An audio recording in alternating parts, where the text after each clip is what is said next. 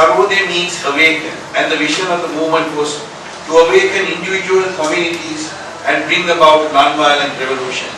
Sarvodaya promoted a return to traditional Buddhist values to address the suffering caused by colonialism, government, hierarchy, economic oppression and consumerism. I joined Sarvodaya as soon as I finished school. I spent the next 20 years working with its pioneers, living in rural communities and learning about development and social change. I will always be grateful for this opportunity. ครับคล้ายกับบ้านเรานะฮะในช่วงทศวรรษ 1970 กว่าๆนะฮะก็ประมาณ 2510 กว่าๆ15 ขึ้นมาเนี่ยนะฮะก็คนหนุ่มสาวก็เริ่มไม่พอใจกับระบบที่เป็นอยู่นะหลายคนก็เข้าไปร่วมกับกลุ่มการเมืองนะกลุ่มปฏิวัตินะฮะก็คงคล้ายๆกับที่บ้านเราเข้าไปร่วมกับเข้าป่านะฮะก็แต่ว่าคุณหันษาบอกโชคดีนะฮะที่เขาได้เห็นอีกทางเรื่องหนึ่งนะฮะก็คือการเข้าร่วมกับกระบวนการสังคมไทยนะฮะกระบวนการสังคมไทยซึ่งเป็นความพยายามที่จะนำพุทธศาสนาเพื่อทำเนี่ยมาใช้ทดลองนะในการพัฒนาสังคมนะสังคมไทยก็หมายถึงการรู้ตื่นของทุกคนนะที่หมอวิชัยก็อธิบายไปแล้วนะเป็นการปลุกให้บุคคลให้ชุมชนตื่นขึ้นมานะเพื่อที่จะปฏิวัติอย่างสันติวิธีนะเป็นการนำคุณค่าแบบพุทธขึ้นมาใหม่นะเพื่อที่จะต้านทานกับอิทธิพลของอาณาคมและที่ล่าอาณานิคมนะต้านทานกับพวกอำนาจนิยมของรัฐบาลการกดขี่ทางเศรษฐกิจแล้วก็บริโภคนิยมนะก็เป็นจังหวะที่คุณหันษาเข้าร่วมกับกระบวนการสังคมไทยนะแล้วก็ได้อยู่ร่วมในกระบวนการประมาณ20 ปีนะไปอยู่ในชนบทไปเรียนรู้จากชาวบ้านนะไปส่งเสริมให้เกิดการเปลี่ยนแปลงทางสังคมนะซึ่งมีคุณอย่างใหญ่หลวงต่อชีวิตเราในช่วงนั้น One of the biggest lessons from the period that development work must be based on values and human relationship. Colonialism, consumerism and conflict may have pulled us away from the path, but we can find these values when we look back at our traditions and cultural heritage. Let me give an example. When I was small, my mother used to tell me a story that she heard from my grandfather. It goes like this. ครับก็บทเรียนสำคัญที่สุดอย่างหนึ่งนะก็คือที่ได้จากการพัฒนาก็คือว่าเราสามารถที่จะมองหาคุณค่านะมองหาความสัมพันธ์ของมนุษย์เนี่ยซึ่งมีคุณค่าที่นำมาใช้ในการต้านทานกับลัทธิอาณานิคมนะลัทธิบริโภคนิยมแล้วก็แก้ไขความขัดแย้งได้นะเขาอยากจะยกตัวอย่างนะถึงเรื่องเล่านะที่แม่ก็เคยเล่าให้ฟังตอนเขาเด็กๆ In a village deep in the jungle in Sri Lanka, there was a farmer with a few milking cows. Every morning he collected the milk from his cows, put it into the traditional clay pot and carried the pot down difficult footpath to the market. One day, while he was carrying the milk pot, he was deep in the thought. He was thinking, I will sell this milk and use the money to buy more cows. Then I will have more cows than anybody. I'll be able to sell even more milk and earn even more money. Then I'll build a big house, bigger than the village headman. He'll lose his position. I will be the most powerful person in the village. After that, I'll get bullock cart. I'll collect products from the village and take them to the market. Even I can get more money. Use that to set up a new shop. Thinking like this, he stopped looking at where he was walking. He lost his footing and he fell. The traditional clay pot that was given to him by his father broke. All of the milk was lost and his hand and foot were injured. He had to spend next few weeks in bed and it was a long time before he was able to carry his milk to the market. He lost many months worth of income. ครับเรื่องเล่ามีอย่างนี้นะว่ามีหมู่บ้านเล็กๆในป่าลึกแห่งหนึ่งนะมีเป็นครอบครัวมีชาวนาอยู่คนหนึ่งเนี่ยซึ่งเลี้ยงวัวนมไว้นะทุกเช้า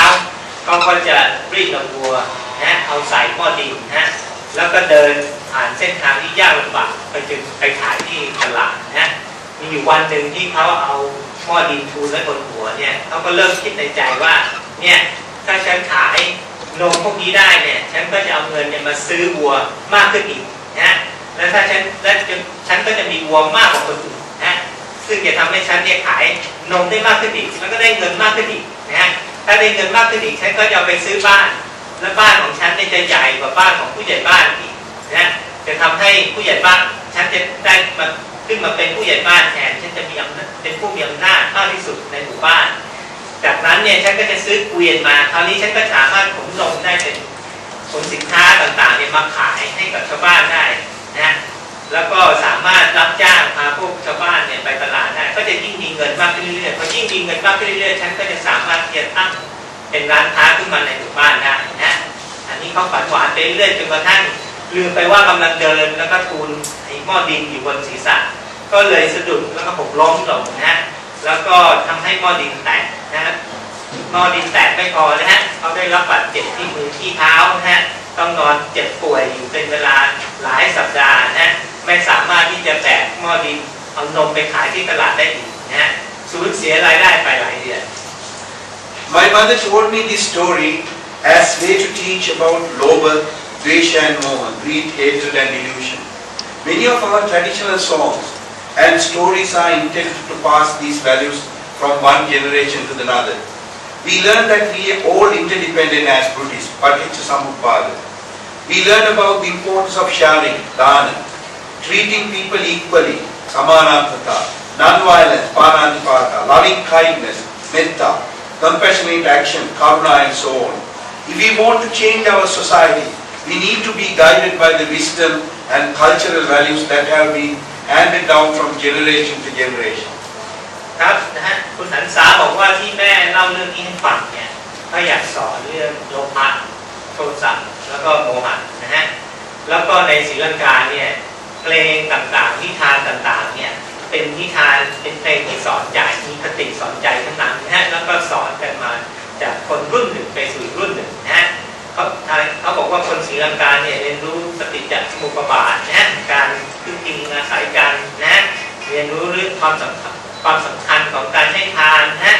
การปฏิบัติต่อคนอย่างเท่าเทียมนะฮะสมานฉันทานะเรียนรู้เรื่องการไม่ใช้ความรุนแรงนะฮะ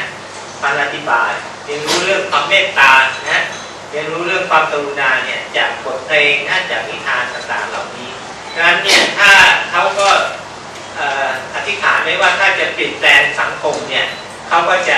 ใช้เรื่องเล่าเช่นคุณค่านวัฒนธรรมแบบดั้งเดิมเหล่านี้แหละเพื่อเป็นสิ่งที่ชี้นำนะหนทางในการพัฒนา A political leader who promotes hatred, division and inequality is not being guided by these traditional values. A militant group that promotes social change through violence and Marxist revolution is not being guided by our traditional values. A development organization that defines development as the accumulation of material wealth is not being guided by our traditional values. นะคุณหันษามองว่าจะเป็นนักการเมืองก็ดีนะจะเป็นกลุ่มที่หัวรุนแรงก็ดีเนี่ยเวลาพวกนี้เคลื่อนไหวนะพวกนี้อ้างว่าจะเปลี่ยนแปลงสังคมเนี่ย